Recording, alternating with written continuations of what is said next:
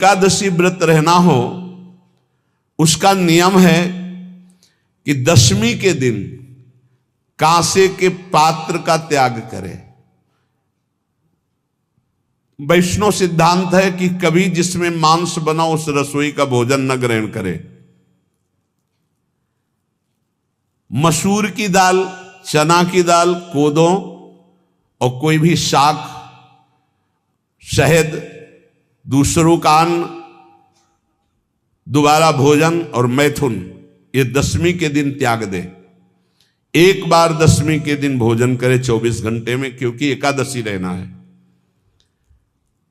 कांसे का पात्र, जिस रसोई में मांस बना उसके भोजन का त्याग, मसूर की दाल, चना, कोदो, शाक, मधु अर्थात शहद और दूसरे के द्वारा दिया हुआ भोजन और दोबारा भोजन और मैथुन क्रिया, इनका दशमी के दिन कभी भी प्रयोग ना करें। इन 10 वस्तुओं से वैष्णव दूर रहे दशमी के दिन। फिर एकादशी के व्रत में,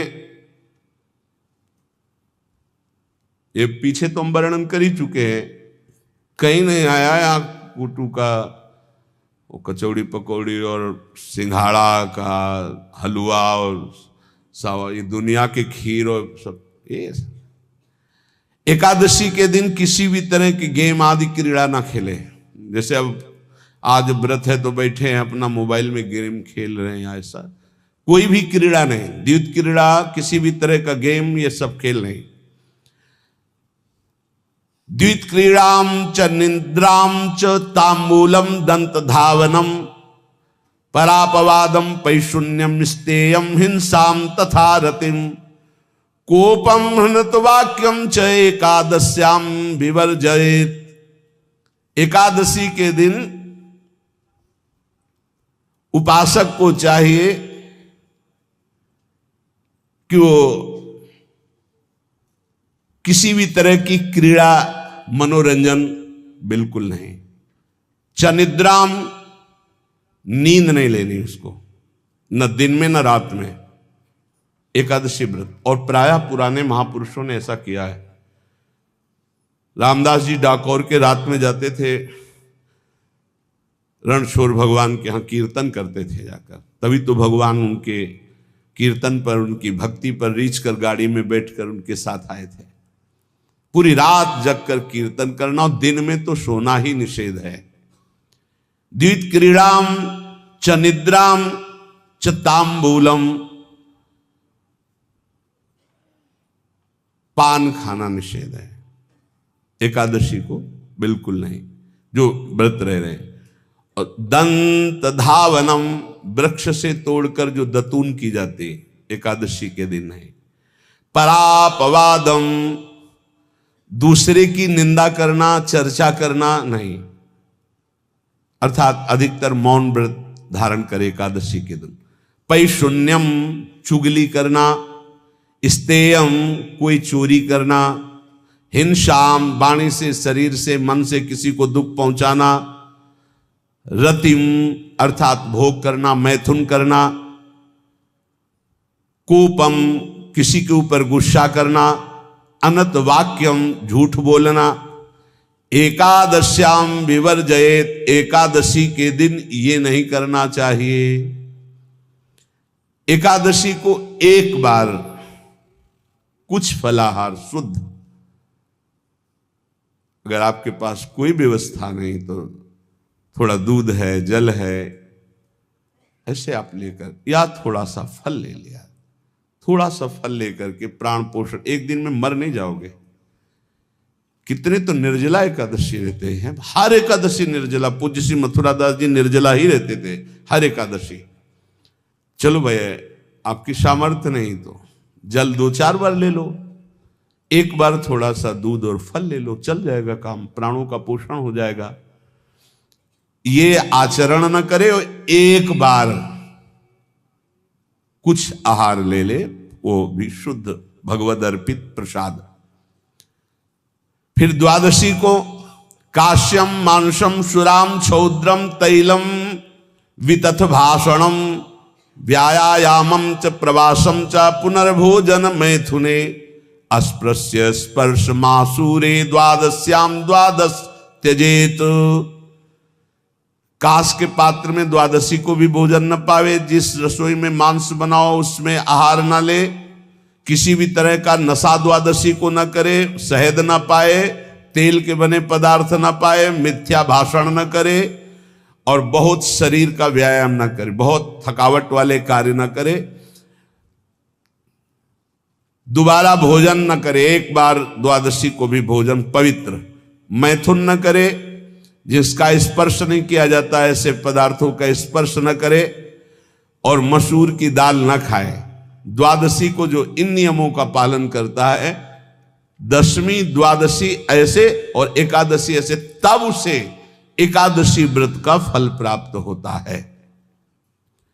जो इस पद्धति से एकादशी, ये जो मनमानी है सब नहीं, हर पदार्थ मिल जाएगा आपको फलाहार में, हर पदार्थ हमको बताया गया कि आपको जो चाहो सब पदार्थ फलाहार का।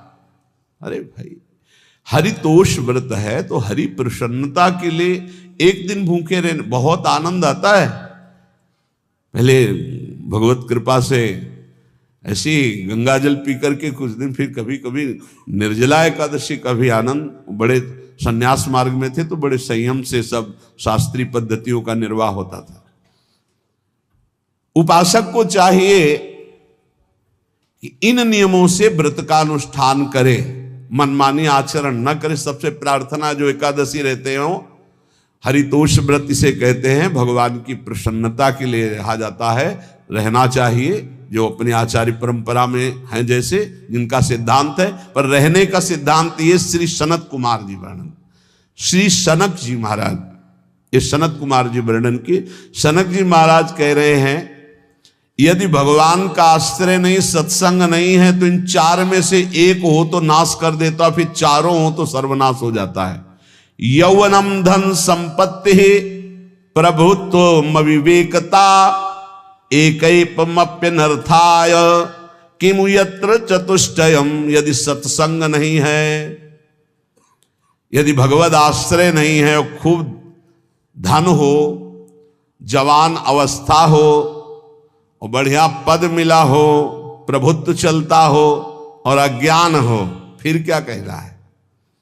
बोले ये चारों जहां मौजूद होते हैं वहां सर्वनाश का खेल शुरू हो जाता है। अगर इनमें से एक हो तो सर्वनाश करने में पर्याप्त है, और अगर चारों हो तो फिर क्या कहना है? यौवनम जवान हो, धन संपत्ति खूब रुपया पैसा हो, प्रभुत्व कोई पद हो, कोई अधिकार हो बड़ा, फिर अविवेकता और अज्ञानी हो, तो बोले एक नाश कर देगा, फिर चारों तो नाश ही कर देंगे। और अगर सत्संगी है तो ये चारों महान कार्य कर देंगे। क्या यौवनम जवान है, खूब दूसरों की सेवा, मेहनत पूर्वक धन संपत्ति कमाकर माता पिता की सेवा, परिवार की सेवा। हे ये माता पिता, हमारा वेद कहता है मातृ देवो भव, तैत्तरीयोपनिषद, मातृ देवो भव, पितृ देवो भव, आचार्य देवो भव, अतिथि देवो भव, यान्य नवद्यानि कर्माणि तानि सेवितव्यानि नो इतराणि, यान्यस्माकः सुचरितानि तानि तोयोपास्यानि नो इतराणि, ये के चास्माच्छेयाः सो ब्राह्मणाः तेषां त्वया स्नेन प्रश्वसितव्यम श्रद्धया देयम अश्रद्धया देयम श्रिया देयम ह्रिया देयम भिया देयम संविदा देयम। वेद कहता है मातृदेवो भव, माता साक्षात हमारी भगवान है। देव हरि को कहते हैं, केशव देव जैसे कहा, हरि को कहते हैं गोविंद देव। मातृ देव, माता भगवान है। ए धिक्कार है उन पुत्रों को जो अपने माता के द्वारा पोषित किए हुए शरीर से हाथ उठाते हैं अपने माता पिता के ऊपर, नरक में तुम्हारी जो दुर्दशा होगी भोगोगे। एक हमको दिखाया गया दृश्य कि अपनी माता की कोख में लात मारता है, थप्पड़ मारता है, पिता बैठा है उसको लात मारता है, थप्पड़ मारता है, बाल घसीट कर गेट तक माता को ले जाता है। अब इनकी जो दुर्दशा होगी ये बोल नहीं पाएंगे, बता नहीं पाएंगे। ऐसी जगह मारा जाता है कि बस तलकते रहो, कुछ कह नहीं सकते, घोर नरकों की प्राप्ति होती। वेद कहता, तैत्तिरीयोपनिषद, मातृ देवो भव, ध्यान से सुन लो, सत्संग है, ये माता साक्षात भगवान है। अगर तुमने मारा वाह भर करके इसके आंसू गिरे तो आज जितने आंसुओं की बूंद से भूमि के कण भींजेंगे उतने कल्प तक नरक भोगोगे। ध्यान रखना, तुम्हारा कभी यश, कभी कीर्ति, कभी श्री, कभी हिरी, ये कभी तुम्हारे उदय नहीं हो सकती। तुम्हारा सर्वनाश हो जाएगा अगर मां पे हाथ उठाया। पितृदेवो भव, पिता साक्षात भगवान है।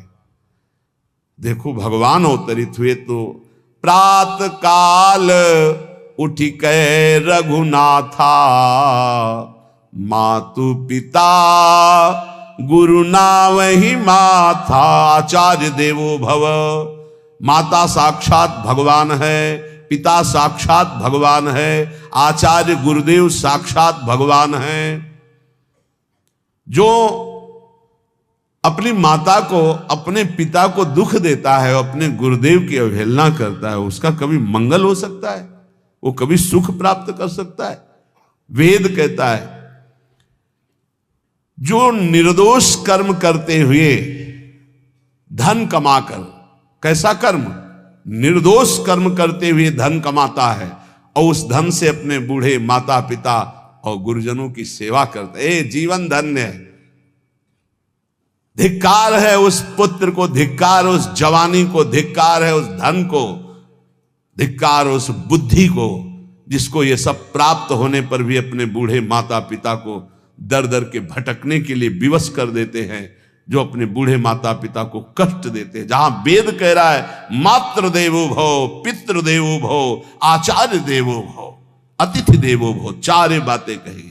अतिथि देवो भव, अगर बिना परिचय के कोई आ गया, कह रहा भूखा हूं, भोजन पवा दो, भगवान पधारे हैं, हम कह रहे मत अंदर आने दो, गेट के बाहर पवा दो, तुम्हारा संशय, पर उसे भूखा मत जाने दो। अतिथि देवो भव, जो निर्दोष कर्म करके अर्थ कमाकर अपने माता पिता गुरुजनों की सेवा करता है, उसी का जीवन धन है।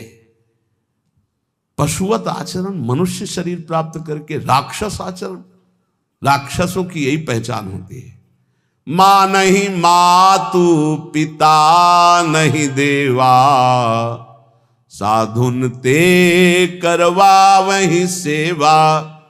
तुम्हारे जो पुण्य है ना सब भस्म हो जाएंगे। आप खिलवाड़ मत समझो, वो विरक्त है, भले तुम्हें नौजवान दिखाई दे रहा है, वो शरणागत है। जो आचार्य ने मंत्र दिया वही गुरु परंपरा से चला रहा, वही मंत्र उसमें। आप उसको बोल रहे हमारे लिए कुर्सी डालो, पैंट शर्ट पहने हो, कुर्सी डाल।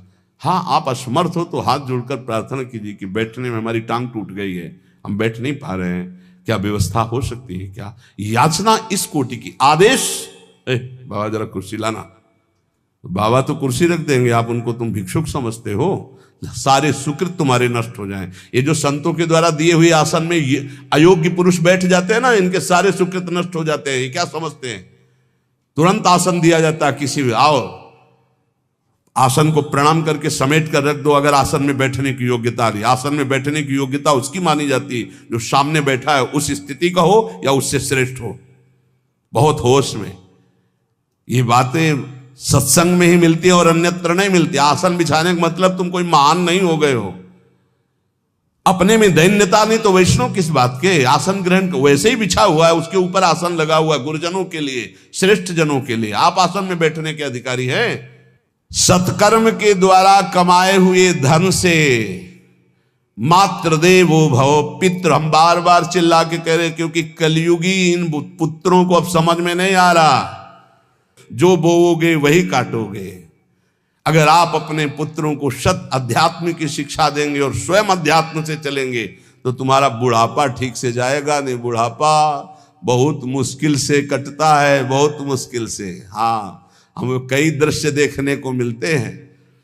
बता रहे एक बार बिंदौर इधर है, इच्छावर फतेहपुर, वहां से भ्रमण करते आ रहे थे, बड़े मकान से वयोवृद्ध भागते हुए आए, स्वामी जी स्वामी जी स्वामी जी, बहुत कष्ट में हो। क्या कष्ट है आपको, आप तो महल से उतर रहे हैं, ये किसका है? बोले मेरा ही है। उनका कष्ट क्या है? बोले 4 लड़का है, 4 बहू हैं, सब खाते पीते हैं, मैं बहुत कष्ट में हूँ, सब कोई अपमान करता है। तुम निकलो फिर बाहर, बाबा जी बनो, भजन करो, भगवान के मार्ग का अनुसरण करो, चौथी अवस्था है। बोले ये तो नहीं हो सकता, रहूंगा तो यहीं कुछ ऐसा कर दो कि जिससे हमारे बच्चों की बुद्धि बदल जाए, जो हमको पीटते हैं, गाली देते हैं। हमको वो जादू तो हम जानते नहीं, और चल पड़े। और बड़ा अंदर से चिंतन हुआ कि जीव कितना आसक्त है उन्हीं पुत्र परिवार घर में। अब बुढ़ापे का समय है, चौथी अवस्था में, अगर घर ही में रह के भजन करो तो झंझट नहीं होगी, जो मिले जैसे मिले जीवन यापन करो, भजन करो, लेकिन प्रभु से मतलब नहीं।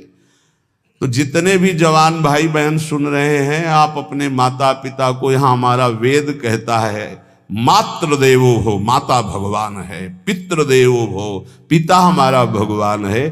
धर्म के द्वारा कमाए हुए धन से माता पिता की सेवा करो। दूसरे दोष युक्त कर्मों का कभी आचरण मत करो। यन्नस्माकं सुचरितानि तानि तोयो पापाश्यानि नो इतराणि। सुंदर आचरण करो जो महापुरुषों के द्वारा विधान किए गए हैं, पाप आचरण कभी मत करो। हमारे आचरणों में से एक भी ऐसा आचरण नहीं होना चाहिए जो दूसरे को